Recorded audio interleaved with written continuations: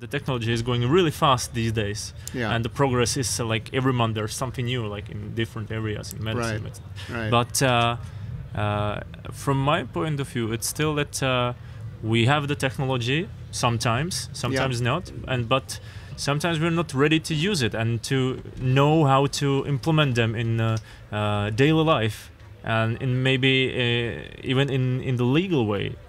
Right. So what do you think? Like, shouldn't we a little bit like stop for a moment, or at least slow down and try to figure out how to implement the technology we have, and we are ready to use it, and then maybe develop more?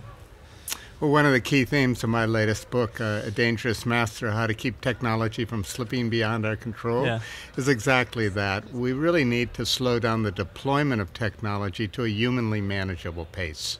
Right now, the pace is whenever industry has it ready to put out there, they put it out there regardless of whether people understand how to use it, regardless of whether it's going to turn their lives topsy-turvy, regardless of whether the legal, ethical oversight is in place, and that we can ensure that it can be safe, and then they'll wait till after the fact to see what happens. And in effect, what we've done is we've made consumers subjects in research, where you just put the technology out there, and without any informed consent, if we're lucky, they don't get hurt, confused, or have their lives destroyed by it. Why do we do that, or why do the companies do it? Because of money, to earn as much money as we can, or to show that we can do it? Well, it's not just money, but it is money over the long run, because what's become very clear in the high-tech industry is that the first in has a good chance of controlling the market. So you see, a lot of these markets really only have room for one or maybe two companies at the top. So you're hoping that if you get out there very quickly, then you will establish yourself as the leader in that market. Now, that's not always the case, but you are taking the chance that if your competitor gets out there first and they do well, they don't stumble, then you've lost your opportunity. So that's sort of the big push. And of course, the rewards are so high that he who controls any market becomes extremely wealthy. So there is that reward part. And because you have this pressure to get out quickly, some of the countries, particularly my own, like the United States, does not like to regulate up front. Yeah. They want to wait till something goes wrong before they regulate. Where ostensibly in Europe you have this precautionary principle, which is a little bit stronger, which the precautionary principle says, unless you can demonstrate that it's safe, you shouldn't be deploying it. Now, the reality is Europe doesn't stick to any precautionary principle, and there are times when the United States slows down the deployment of technology.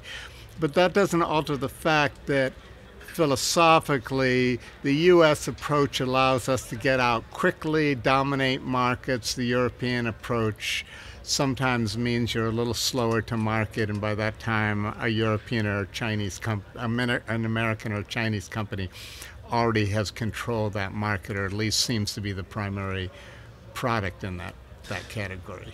The interesting thing about the technology and the U.S. system, like the government system, is that, like, from my point of view, non-American point of view, is that you're based in whatever state, New York, I'm whatever. in Connecticut. For example, and you're not allowed to try new technology there because of some regulation, but you can find the other state within the USA where it is allowed, or at least it's not banned. So that's a little bit weird for me. Like that's maybe causing the problem that you should have the universal politics. Well, this has been an ongoing tension in the U.S. government in terms of what rights accrue to the states and what rights accrue to the government, the federal government. And more, the federal government does usurp primacy in these areas of technological deployment. But take an example like self-driving cars. There, each state really has its own regulations, and some states are very anxious to be the first to deploy and attract industry companies to build within their states. Other states recognize that self-driving cars aren't really ready for prime time, and they're going to wait till the problems get worked out before they give the companies latitude to test and to test with their citizens. So there's that difference in philosophy. Some states are much more conservative in their overall attitudes to technology. Others truly want to grab the lion's share of the market. But when you're talking about the self-driving cars and you say that they're not ready, but do you think it like from the technical point of view or that the ethical one? Because both. Yeah. So the hype has been that you should be able to buy a self-driving car in the next year or two. That hype has been out there for 5 years. It's actually, I think, very dishonest from the manufacturing viewpoint. Very dishonest from the perspective that we know that there's certain technical problems that have not been solved. And there's most of them are technical social problems. So some of them are like, what happens at a four-way stop sign? What happens at a construction site? What does the car do when it has to deal with hand signals from, let's say, a traffic policeman or something like that? Passing on hills is problematic. Bad weather is problematic. Country roads where there are no lines are problematic. So those are, if you like, largely technical problems, but they're technical problems that there may not be a simple technical solution to. You may need to actually re-engineer the society in some ways to fully solve some of these problems. Then you have a different kind of problem, which is, okay, the self-driving cars aren't ready for prime time, but if, in fact, they will cause many less deaths than human drivers, even though occasionally they will cause the death of a pedestrian, for example, who would not have been killed by an attentive driver, then given the overall benefit to the society, do we decide to go ahead anyways? But that's something where you really need a public conversation. You need to decide what really are your norms. Are you willing to accept certain kinds of risks if the overall benefits are there? So that's more an ethical, social, legal kind of consideration than a technical consideration per se. I've been talking with a French producer, auta. They have a self-driving car. It's quite good, let's say, from like for what I've seen. By now, everybody's got a self-driving car. That's pretty good. That's pretty good. And we're talking about with the Czech producer. They were making some electronic engine for them or something like that. Yeah. And we're talking about the legislative that. Both in France, both in Czech Republic or in other European countries, the governments are hesitating to decide where to let self-driving cars on the road. Because, and under what terms to let them on the road? Because who's responsible for some kind of death, like unnecessary death? That actually was a big battle, an ethical, legal question over the last 10 years. Who would be held responsible if something goes wrong? At least within the American system, nearly everybody has come to acknowledge that the manufacturer would be. Okay. They were hoping for many years that they could deploy cars there would be a trade-off, and the car would warn the driver when it was getting into a situation that it couldn't handle, and you would take over again. And in effect, you sort of have that with Tesla on the highways and so forth, that well in advance it knows whether there's a road that it can navigate or not, and it tells the driver that you're coming in. But it became very clear that no judge in America was going to say that if you had sold your car as a self-driving car and then the civilian in the car did not jump in quickly enough to take control of the car, even if they were asleep and you told them they had to be attentive, wake up. That the judge was going to fault the civilian who had been sitting there bored for the last 10,000 miles and hold them responsible. So I think it's becoming pretty clear that the manufacturers will be liable. So I don't think that's a big issue per se, and you can either handle that by raising the overall price of the car, where in effect you've built in no-fault insurance, or you have a kind of insurance plan that is sold that you have to buy with the car that in effect covers those kinds of situations. So that in and of itself is not stopping us, but that doesn't alter the fact that we have this muddy gray area of these things that we know that we don't have the technological capability to handle. So should we really let those cars be deployed? But we do let them because let's say it's not that big problem, probably. No, we aren't actually really letting them be deployed. Again, this is part of the illusion.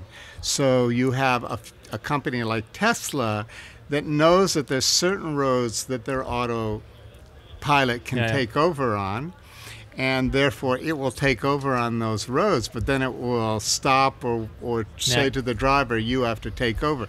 So you could have that kind of situation where you, as the confidence level grew, the car would take over more and more situations and turn it over to the driver, but you still need a driver. And in most of the situations where you're actually testing these cars, there is an actual driver in the car ready to take over if the car gets into a difficult situation.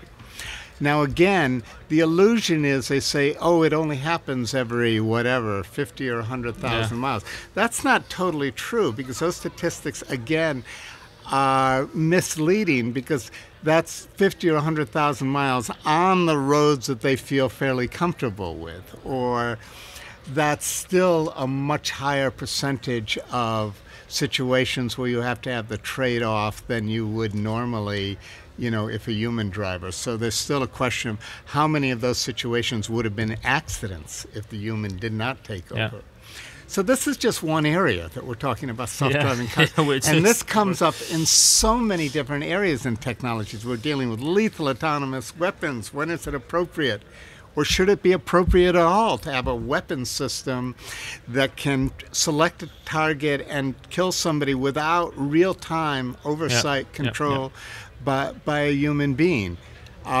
We can go down the road. When is it appropriate to release a new variation of a species that will not, let's say it's a mosquito that will not carry malaria, and it will in effect replace pretty quickly over time all the mosquitoes that carry malaria, but you don't know how it'll change an ecosystem. There may be some unanticipated situation.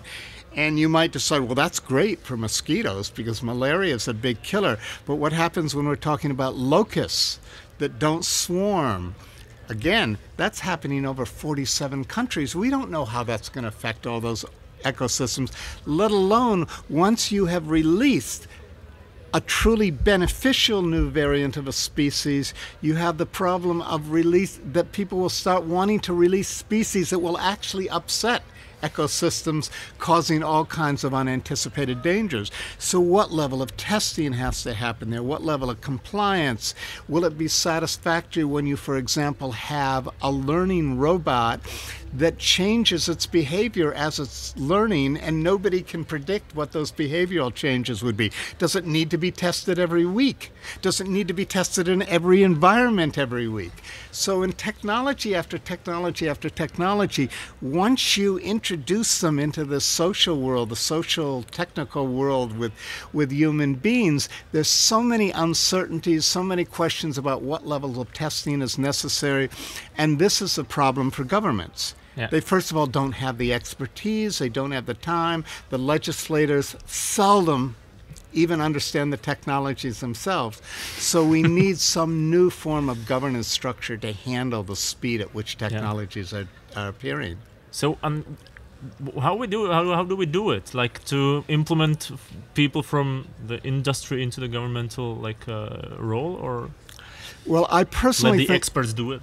I personally think the role of government should change, and part of what I've been proposing over the last few years is we put more reliance on soft governance or soft law. And soft law refers to industry standards, laboratory practices and procedures, insurance policy.